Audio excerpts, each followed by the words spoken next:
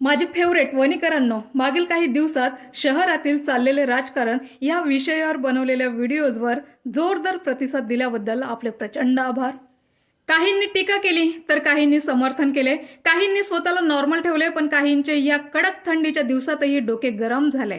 त्यांचा या थंड लहरीतही दिमागाचा भडका झाला आणि त्यांनी टीकेच्या आरोपाच्या अशा ज्वाला पेटवल्या की त्या ज्वालांचे चटके तर मला बसले, पण मला त्याचा अत्यंत फायदा झाला. या ज्वालांच्या उष्णतेला मी आपली ऊब बनविली, ज्याने माझी स्ट्रेंथ आणखी वाढली आणि त्याचाच परिणाम मी आज आणखी एक व्हिडिओ आपल्या समोर आणते आहे. मला जेवढं तुम्ही प्रेशराईज आणि डॉमिनेट कराल तेवढ्याच फोर्सफुली आणि पीकफुली मी बाउन्स बॅक करेल. टीकेचा आरोपांचा भडीमार करणारे होते मनसे व काँग्रेस नेते आणि समर्थक, एकंदरीत महाविकास आघाडीचे कार्यकर्ते व चाहते. मला हेच कळत नाही की मी असे काय बोलले होते ज्यावर हे एवढे पेटून उठले. मी काय म्हटले होते, चला एकदा बघूया. मात्र ही चर्चा वणीभर चांगलीच रंगली आहे की डॉक्टर संचिता नगराळे गेडाम मॅडम या शुअर आहेत. आणि यामागचा फॉर्म्युला असा की वणी नगर परिषद निवडणुकीच्या रिंगणात 360 डिग्रीपैकी 180 डिग्रीपेक्षाही जास्त अँगलचा एरिया कव्हर होत मॅडमला मते मिळण्याचे मार्ग मोकळे आहेत. उदाहरणार्थ एससींची मते मॅडमला मिळणार, एसटींची मते मॅडमला मिळणार, शिवसेना उभाटा समर्थकांची मते मॅडमला मिळणार, मनसे समर्थकांची मते मॅडमला मिळणार, काँग्रेस समर्थकांची मते मॅडमला मिळणार. पण मॅडम या एक लोकप्रिय, सर्वांच्या आवडत्या, सर्वांसाठी आदरणीय अशा डॉक्टर आहेत. शिवाय त्या प्रेरणादायी समाजसेविका देखील आहेत. त्यामुळे आपापले आवडते पक्ष बाजूला सारून अन्य पक्षांच्या समर्थकांची मते सुद्धा मॅडमला मिळण्याची दाट शक्यता नाकारता येत नाही. त्यामुळे मॅडमकडे आता जिकडून तिकडून मते सावटण्याचेच काम शिल्लक राहिले आहे. मग मनसे व काँग्रेस समर्थकांना या बोलण्याचा राग आला होता का? मग तर महाविकास आघाडीचे इंटरनल शत्रू हे आताच आहेत. मला अजूनपर्यंत हेच कळले नाही की यांना राग कोणत्या विधानाचा आला होता, ज्या अर्थी प्रमाणासहित मी शिवसेना, शिंदे गट, बीजेपी, महाविकास आघाडी या सर्वांचे वास्तव समोर आणले होते आणि या सर्वात जास्त टीकाखोर वास्तव हे बीजेपीचे होते. जे खोटे बोलतात त्यांना, की जे सतत भारताच्या संविधानाचा अपमान करत व एकंदरीत संविधानाचा अपमान म्हणजे B.R. आंबेडकरांचा अपमान करतात त्यांना. पण अनावश्यक रिॲक्ट मात्र मनसे आणि काँग्रेसने केले. कशासाठी? हे वाक्य म्हटलं म्हणून. ही स्थिती आहे वणी शहराची सुद्धा. इथे सुद्धा दावा केला जातो की सत्ता ही बीजेपीचीच असेल. चर्चा आहे की जास्तीत जास्त नगरसेवक हे बीजेपीचे असणार. हे तर वास्तव आहे आणि मी तेच बोलले जी शहरात चर्चा सुरू आहे. म्हणजे आम्ही कन तेच बोलायचं जे यायला ऐकायचं आहे असं नाही होत. जर मी हे बोलले पण म्हणून काय बीजेपीला हरवल्याच जाऊ शकत नाही? काय बीजेपीवर मात देणं असंभव आहे? नाही, मुळीच नाही. पण वाटते तेवढं सोपं देखील नाही. बाकी राजकीय पक्षांसाठी बीजेपीला हरवणं हा एक डिफिकल्ट टास्क आहे, चॅलेंजिंग आहे आणि हे चॅलेंज अजूनपर्यंत तरी एकाही पक्षाने ऍक्सेप्ट केलेलं दिसत नाही. तर मी हे सुद्धा बोलले. अजूनही वेळ आहे बाकी पक्षांकडे बाजी पलटविण्यासाठी. मतदारांना विश्वासात घ्या, गेम चेंज करा आणि विजयी व्हा. मग बीजेपीने तर ऑब्जेक्शन नाही घेतलं की मी असं कसं बोलू शकते की संचिताताई नगराळे मॅडम ह्या फिक्स आहेत. मात्र ही चर्चा वणीभर चांगलीच रंगली आहे की डॉक्टर संचिता नगराळे गेडाम मॅडम या शुअर आहेत. कम से कम त्यांनी एवढं तर समजून घेतलं की मी स्वतःचे प्रेडिक्शन्स करत नाही आहेत, स्वतःची भविष्यवाणी करत नाही आहे, स्वतःची दिव्य दृष्टी नाही वापरत आहे, तर फक्त शहरात चाललेल्या चर्चा मांडत आहे. ही चर्चा वणीभर चांगलीच रंगली आहे की डॉक्टर संचिता नगराळे गेडाम मॅडम या शुअर आहेत. मग तर बीजेपी आणि शिवसेना, शिंदे गट सुद्धा म्हणू शकले असते की मला असं बोलण्यास महाविकास आघाडीने सांगितले. जसे एक दोन विधान जे चर्चेवर आधारित होते, जे बीजेपीच्या हितात बोलले गेले, ते बोलण्यास मला बीजेपीने सांगितले. हा जिनियस असा सायंटिफिक तर्क महाविकास आघाडीच्या चाहत्यांनी लावला, स्पेशली काँग्रेस व मनसे नेत्यांनी, कार्यकर्त्यांनी व चाहत्यांनी. जे लोकशाही जाणतात ते फ्रीडम नावाच्या आकाशात स्वेच्छेने गरुड विहार करतात. त्यांच्याच्याने दुसऱ्याच्या मालकीच्या पिंजऱ्यात कैद व गुलाम असणाऱ्या मिट्टूची भाषा नाही बोलणं जमणार, जे प्रजासत्ताकचा अर्थ जाणतात. एक गोष्ट तर कळली की शहरात टीका करण्यात मनसे, काँग्रेस समर्थक जाम एक्सपर्ट आहेत. म्हणजे कुणी आवाज उठवत असेल तर त्याला डिस्करेज करून तो आवाज कसा दाबायचा यात शहरातील मनसे व काँग्रेस समर्थक मोठे उस्ताद आहेत. बोलणाऱ्यांना दाबून टाकण्यात महाविकास आघाडी या आघाडीवर आहे. चला याच बाणीवर जे मनात दबून आहे ते खुलून बोलावेसे वाटत आहे, चला बोलूनच टाकते. आज शहरात काँग्रेस आधीपासूनच म्हणत आहे की सन्मानजनक तिकीट मिळाला तर युती करू. पण तुम्ही स्थानिक पातळीवर तुम्ही निर्णय घेतला आणि सन्मानजनक तिकीट मिळाल्या तुम्हाला काँग्रेसला, आपण युती केली पाहिजे. वणी नगर परिषद निवडणूक 2025च्या बाबतीत प्रभाग क्रमांक 14 पर्यंतचा विचार केला तर महाविकास आघाडीच्या एकूण 29 उमेदवारांपैकी 11 उमेदवार हे काँग्रेसच्या वाट्याला आलेत. मग 29 पैकी 11 हा सन्मानजनक आकडा आहे का? आणि त्या अर्थी जेव्हा नगराध्यक्ष पदाचा उमेदवार सुद्धा शिवसेना उभाटाचा आहे, म्हणजे जर नगराध्यक्षाचा उमेदवार सोडला तरीही शिवसेना उभाटाकडे 28 पैकी 17 जागा आहेत, ज्या अर्थी काँग्रेसकडे 11 आणि काँग्रेसच्या मते या सन्मानजनक जागा आहेत. म्हणजे नगराध्यक्ष तर आहेच आमच्याकडे, पण 28 पैकी 17 नगरसेवकही आम्ही आमच्याकडेच ठेवले. म्हणजे राजाही आमचा, वजीरही आमचा, घोडेही आमचेच, गधेही आमचेच, आपलं ते उंटही आमचेच. सॉरी, चुकून निघालं. मला या खेळातले मोहरेच माहिती नाही. मला मुळात हा खेळच समजत नाही, म्हणून नॉलेज अभावी जबान फिसलली. मी माफी मागते, मला माझी गलती कबूल आहे. सॉरी. तर करेक्शन करत पुढे बोलते आहे. राजाही आमचा, वजीरही आमचा, घोडेही आमचे, उंट आमचेच, हत्तीही आमचेच. आणि काँग्रेसच्या वाट्याला काय आले तर काँग्रेसच्या वाट्याला प्यादे आलेत. आणि ह्या प्याद्यांची मुख्य भूमिका काय तर राजाला प्रोटेक्ट करणे. काँग्रेसला डावललं जातं असं तुम्हाला वाटतंय का महाविकास आघाडीमधून? तसं नाही. काँग्रेस हा मोठा पक्ष आहे, काँग्रेसला कोणी डावलू शकत नाही.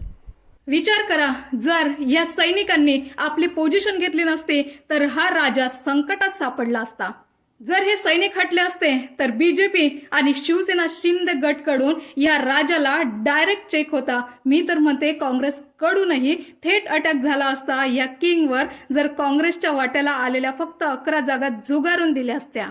तर आमची आघाडी जी नाही झाली, पक्षाला कुठं कमी सीटा भेटल्या तर काही वाटलं की आम्हाला सीटा नाही भेटत आहे किंवा अन्यायकारक अन्याय झाला तर काँग्रेस सक्षम आहे लढण्यात. बोललं आम्हाला 100% जिंकण्याचा यावेळेस आत्मविश्वास आहे, कारण काँग्रेसच्या बाजूने जनता आहे. तर शिवसेना उभाटाच्या या राजाला बीजेपी, शिवसेना शिंदे आणि काँग्रेसकडून डायरेक्ट चेक होते आणि अर्थातच या तिघांपैकी एका ना एकाकडून मेट सुद्धा कन्फर्म होतं. पण काँग्रेस सैनिकांनी या राजाला चेकमेटच्या स्थितीपासून पूर्णतः बचावलंय. राजा व राजावर होणाऱ्या अटॅकच्या मधात हे सैनिक ऐनवेळी येऊन उभे झालेत आणि राजाला सुरक्षा कवच प्रदान केले. एवढेच नाही तर विरोधकांचा ब्रह्मास्त्र सुद्धा या सुरक्षा कवचाला भेदणार नाही, एवढे मजबूत कवच या राजाला प्राप्त झाले. काँग्रेसने स्वतःचे बलिदान दिले, पण महाविकास आघाडीच्या राजाला सुरक्षित केले. वास्तविक पाहता आमचं असं म्हणणं होतं, काँग्रेस पार्टीकडं खासदार आहे, उभाटाकडे आमदार आहे आणि नगराध्यक्ष आम्हाला द्या. त्यांनी त्याच्यात झुलवी केली. जर असेही झाले असते तरी नगराध्यक्षासाठी उमेदवार व्यक्ती तर तेच होते. ते उमेदवार याही पक्षाकडून उभे असत्या तरी त्यांना मनसे, शिवसेना उभाटा, काँग्रेस व इतर यांचे सेम समर्थन मिळाले असते. शिवाय राष्ट्रवादी काँग्रेस, शरद पवार गटचेही समर्थन त्यांना मिळाले असते. आणि शेवटी विजय हा महाविकास आघाडीचाच असता. पण शिवसेना उभाटाला आपलाच उमेदवार नगराध्यक्षासाठी हवा होता. एवढेच नाही तर जास्तीत जास्त नगरसेवकही त्यांचेच हवे होते. हा तर इक्वॅलिटीवर हातोड्याचा खूप मोठा वार आहे. मग तर हे चित्र दिसते, शहरात महाविकास आघाडी नावाची जी सल्तनत आहे त्याचे शहनशाह शिवसेना उभाटा आहे. या साम्राज्यातून महाविकास आघाडीने राष्ट्रवादी काँग्रेस, शरद पवार गट यांना तर पाठीवर वार करत, त्यांना घायाळ करून, त्यांना कमजोर करत रनआउट केले. पण या पॅलेसमध्ये सामील असलेले काँग्रेस यांच्या वाट्याला आलेलं पद काय हे तुम्हीच सांगा. संजय देरकर साहेब, वामनरावजी कासावर साहेब त्यांच्या उपस्थितीत आम्ही बैठक घेतली. आम्ही ठरवलं की आम्हाला महाविकास आघाडीत लढायचं आहे. त्याच्यानंतर आम्ही 2दा कॉल केले. आम्ही पूर्ण प्रयत्न केला की महाविकास आघाडी टिकून राहिली पाहिजे. आणि त्यांनी सातत्यानं आम्हाला झुलवाझुलवी करत आमचा टाइम काढून घेतलेला, वेळ काढून घेतलेला आहे. शहरात काँग्रेस नेहमीच म्हणताना दिसते आम्ही मजबूत आहोत, बळकट आहोत. मग काँग्रेसने शहरातील महाविकास आघाडीचे हुकुमशहा शिवसेना उभाटा पुढे एवढ्या सहजतेने सरेंडर का केले? काँग्रेस हा वणी विधानसभेमध्ये मजबूत पक्ष आहे. गेल्या अनेक वर्षापासून 40 ते 50 वर्षापासून काँग्रेसचा मतदारसंघ हा गड आला आहे. काँग्रेसची अशी कोणती मजबुरी राहिली की नेत्यांनी एवढ्या इझिली शरणागती पत्कारली, ज्या अर्थी शहरात काँग्रेसचे अनेक चाहते आहेत? मग तर हेच म्हणावं लागेल की शहरात काँग्रेस खतरे में है. आम्ही 6 जागेची डिमांड ठेवली आहे त्यांच्याकडे. त्याच्यानंतर आम्ही मागितलं आम्हाला बरोबरीचे हे द्या, सीटा द्या, त्याचे जुलवजली केली. मग अखेर आम्ही 5 सीटापर्यंत आलो. फक्त आम्हाला बीजेपीचं रोखायचं होतं, थांबवायचं कुठंतरी. चला, नगराध्यक्ष ज्या कोणी होतील तुमचा शाही राज्याभिषेक हमखास होऊ द्या.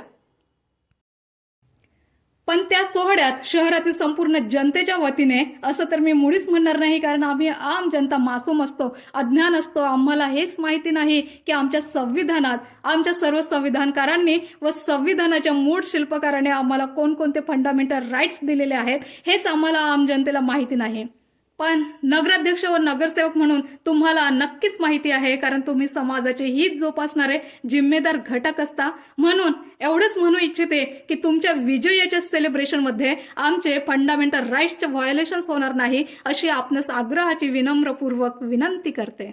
तसेच तुमच्याही व आमच्याही आरोग्यावर दुष्परिणाम करेल असे कृत्य होणार नाही याची काळजी घेण्यात यावी ही सुद्धा प्रार्थना आपल्याकडे करते. कारण सर्वच राजकीय पक्ष नेत्यांनी उमेदवारांनी स्वास्थ्य, आरोग्य, शुद्ध पाणी, स्वच्छता यावर भाष्य केले आहे. तुम्ही सगळ्यांनीच प्रदूषण हा मुद्दा उचलला व प्रदूषण मुक्त वनी करण्यावर भरभरून बोललेत. सिद्धेश, अरे मी वनीमध्ये आहे, वनीत. इथं प्रदूषण आहे, भरपूर प्रदूषण. तुझं इथं काम आहे तुझं. हा कोळशाचा प्रॉब्लेम, कोळशाच्यामुळे हवाई दूषित झाले आणि पाणी दूषित झालंय. लोकांचा जीवन मरणाचा प्रश्न निर्माण झालाय. तात्काळ याच्यावर मला कारवाई झाली पाहिजे. पण निवडून आल्यावर हेच प्रदूषण तुम्हीच करता कसे याचा विचार तुम्हीच करा. आम्ही जनता तुमच्या नेत्यांचे अनुसरण करत असतो. ज्या गोष्टी तुम्ही कराल त्या आम्ही जनताही करत असतो. ज्या गोष्टी तुम्ही सोडून द्याल त्या करण्यावर जनताही भर देणार नाही. तुम्ही सगळेच उमेदवार आणि तुमचे नेते तुम्ही काय काय करणार यावर जो भर दिला ना, ते सर्व article 21 right to life and personal liberty मध्ये समाविष्ट आहे. ही एक लाईन ज्युडिशियरीकडून कितीदा इंटरप्रिटेट करण्यात आली हे तर तुम्ही नगराध्यक्ष व नगरसेवक पदांच्या उमेदवारांना तर माहितीच असेल, कारण तुम्ही सर्वांनीच ह्याच आर्टिकलमध्ये समाविष्ट असलेल्या बाबींवर अधिक हायलाईट केले. माझ्या माहितीप्रमाणे व विश्वासाप्रमाणे मूलभूत अधिकारांच्या एकूण अनुच्छेदांपैकी अनुच्छेद क्रमांक 21 चे सर्वात जास्त इंटरप्रिटेशन करण्यात आले आहे आणि प्रत्येक वेळी कोणकोणते राईट्स आर्टिकल 21 मध्ये इन्क्लूड केले गेले हे तर होणाऱ्या नगराध्यक्ष व नगरसेवकांनो तुम्हाला माहितीच असेल, कारण जास्तीत जास्त हेच काम तुमचे दायित्व आहे. आणि जर स्वास्थ्य, आरोग्य, पिण्याचे शुद्ध पाणी, सार्वजनिक स्वच्छता, प्रदूषणावर नियंत्रण, प्रदूषण मुक्त वनी, स्वच्छ व सुंदर वनी या मुद्द्यांवर तुम्ही सर्वच राजकीय पक्षांनी, उमेदवारांनी, नेत्यांनी मोठमोठ्या घोषणाबाजी केल्यात, मोठमोठ्या हाणाभाका घेतल्यात. या सर्व बाबी आर्टिकल 21चा भाग आहे. आणि नगराध्यक्ष व नगरसेवक असे जिम्मेदार व जबाबदार घटक असून सुद्धा संविधानाचा अपमान करत हे आर्टिकल तुमच्याच्यानेच पाळल्या जात नसेल तर मग वॉरंटो कशाच्या आधारावर या पदासाठी तुम्ही स्वतःला एलिजिबल मानता? ज्या अर्थी नागरिकांच्या प्रती तुम्ही स्वतःच गैरजिम्मेदार आहात.